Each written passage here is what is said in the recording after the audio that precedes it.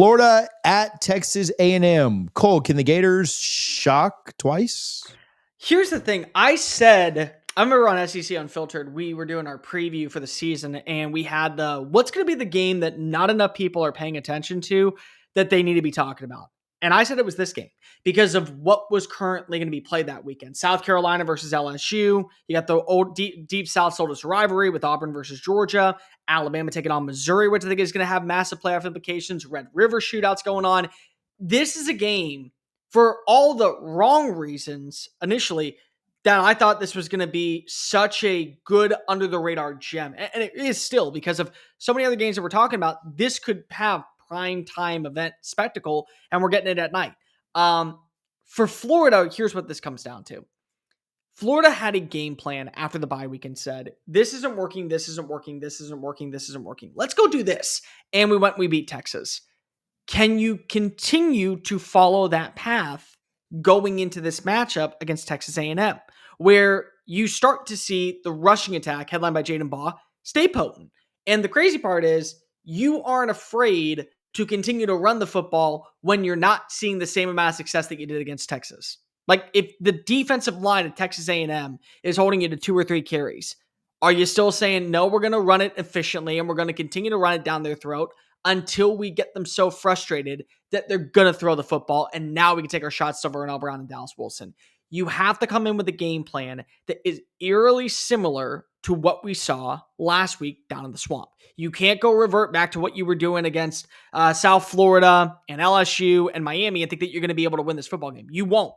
The thing about Texas A&M, though, is Texas A&M has once again just crossed off all the red flag boxes that you wonder about. Can they be a national title threat? There's 2 left that you got to wonder. Number 1 is penalties. They're 123rd in penalties. And so far, that has been a thing that has not hurt Texas A&M this year. And largely it hasn't hurt them because they play at Kyle Field. And so this is, again, home environment. Is it going to hurt you? I don't think so. The other thing is the deep ball accuracy of Marcel Reed. I said last week, and I probably should have phrased this better, that Marcel Reed throws an incredible deep ball. What I mean is that he can let it fly.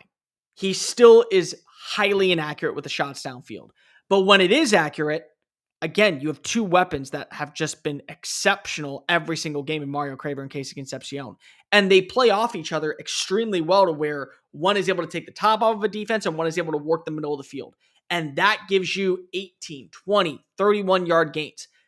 I do think that the explosives will be there for Florida, though, because remember, that matchup against Notre Dame, they had their chances to not just win on the ground with Jeremiah Love and Jadarian Price, but they also could take those shots downfield to the wide receivers that were open. And so when you have a Dallas Wilson that looks like a stud, you have a Vernell Brown that's able to make plays in space, and you have a solid run game, there's a lot that can be desired for this team that can make play after play after play.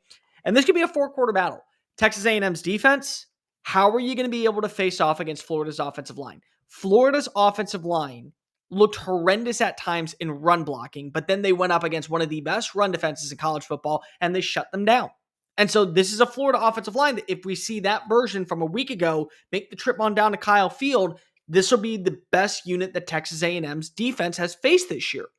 The matchup between Torian York and Jaden Baugh is going to be cinema, because I truly think that Torian York is the most underappreciated player in college football. He's not a big linebacker, but he plays like he's 6'4", and he makes play after play after play. And Jaden Baugh, I personally think, can be the best running back in the SEC when he's fully healthy, if you give him the ball enough times. Ahmad Hardy and Lavian Moss, I think, have earned that right now because of the way they've played. But Jaden Baugh has that capability of being a difference maker. It is very unlucky to go against 13 for Florida's backfield. Can we see him make those plays that force Texas A&M to make adjustments defensively and then go have it work on the fly? If so, I think Florida can have a good shot. If not, I think Texas A&M rolls them. Again, this is not the same old Texas A&M that we once knew. This is a very, very, very good defense. And the thing that has really changed about Texas A&M, the second half adjustments.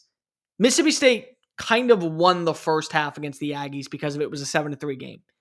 They made the second half adjustments, and that's why the explosive play after explosive play came. And they can run the football, they can pass the football, they can win with defense. They know how to win in a rock fight, and they know how to win in a high-scoring game. Like, A&M looks like a team that is built to go on a run to the playoff. I'll get right back to our video, but first, I do want to tell you about Sleeper's brand new promotion. It's for October only, so do not wait on this. If you've been waiting to deposit on the Sleeper app, but you're cheap, or you just don't want to spend money, or whatever your excuse is, you just don't believe us about the match, you don't even need to make a deposit now. Use our code CFA and you get a free $20 entry on the Sleeper app. You heard me right. Free $20 entry on the Sleeper app if you use our code CFA. The link is in the description. If you do deposit, there's still a 100% match up to $100, but you do not want to miss this promo. It's just for October. Go get it done now. Come play the More or Less game with us on the Power 2 live every Wednesday at noon, and go get your free $20 entry. Thanks to Sleeper for their support. Now back to the video. My biggest question here for Florida is, and Cole's right, they need to lean on the run game, and they did such a good job against Texas of doing that. But Lagway is so very clearly hurt, and I just wonder if A&M and Elko are able to do enough to make him uncomfortable. And Florida's offensive line will have a lot to do with that, and they did a really good job of it. But now that that's been put on film, and he's been banged, I mean, every game he's played in, he's been banged up at the University of Florida. But I do wonder if, after seeing it last week against Texas, if Elko gets a little bit more creative and they bring more pressure, they disguise pressures a little bit more to try and confuse him. Obviously, he struggled at times with, you think about the way that LSU played him. That's my big question for Florida. I think their defense will continue to show up. They're such an enigma. The way they start season slow, but then somehow play with their hair on fire. Once their coach is kind of got 1 foot out the door, or maybe a foot and a half out the door. And so I expect them to play really, really inspired. I think this will be a good game. It would surprise me to see A&M blow them out unless things just kind of start to unravel and you get another multi-turnover game from Lagway or something like that. But I do think they keep this close. I worry a little bit about them being able to replicate the performance that they had against Texas, especially because it's on the road. But I think this is a good game. I'll take Florida to cover. I'll go 24-20 A&M. I really like the game plan that Florida executed offensively against Texas. This is just going to be a very different matchup. Right now, Texas A&M is allowing roughly 109 rushing yards per game. Their worst rushing defensive performance of the season was against Notre Dame. That was 3 rushing touchdowns, 3.5 yards per carry. You're going to want to showcase Jaden Ball again. I just think it's strength versus strength, and I like what Texas A&M is putting on the field a little bit more than what Florida is doing. So I don't love this one for Florida, on the road. I want to take a look at the spread here for a second. 7.5 in the favor of Texas A&M, over under 46.5. I don't know, Cole, it feels like a rock fight to me. It doesn't feel like a game where you see Texas A&M blow away with this thing. I could see some explosives from Marcel Reed and company. I like his wide receivers, but I don't know. I think they get limited a little bit. Give me like 21-17 Texas A&M. I don't think you're wrong. Here's what I think is really impressive. Texas A&M has played 4 different type of battles this year, and they've been able to win all of them. Yeah. You need to win with finesse. They can win with deep shots down the field to 2 wide receivers that both have an opportunity to go for over 1,000 yards. You got to win with defense. Okay, we're going to sack Jackson Arnold 7 times. We're going to limit explosive plays, and we're going to win a rock fight. We can't throw the football this day. Okay, no problem. Look at that. We're going to run for 300 plus yards. Oh, still throw the football, but run 300 plus yards with our second running back in Ruben Owens, who'd be starting for most SEC teams this year and outgain Mississippi State by over 300 yards. We're going to run for 300. So they've shown you there's a multifaceted way of winning.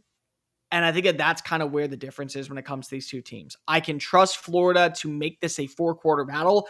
I can trust Texas A&M to win with style points, to win with deep shots, to win with physicality in the trenches, and to win with the solid ground game. So I'll go 28-20 final score. I think that A&M does get the cover. I think they are going to win this game, and they're going to be in a position to where now they're going on the road for the next 3. Is this where it all comes crashing down? Maybe, but this A&M team's built different, and the second half adjustments speak volume toward that.